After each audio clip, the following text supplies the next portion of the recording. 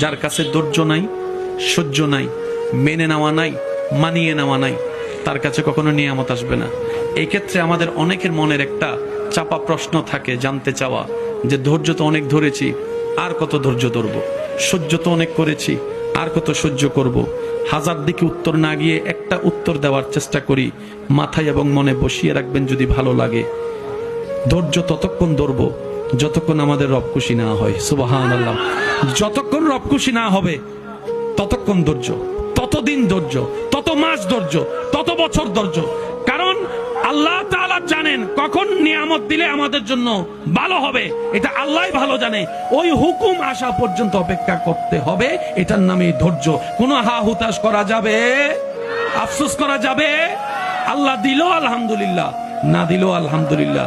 সুখ আপনাকে খুঁজতে হবে না, দেখবেন সুখ আপনার ঘরে নিজে থেকে চলে আসবে। বলেন সুবহান।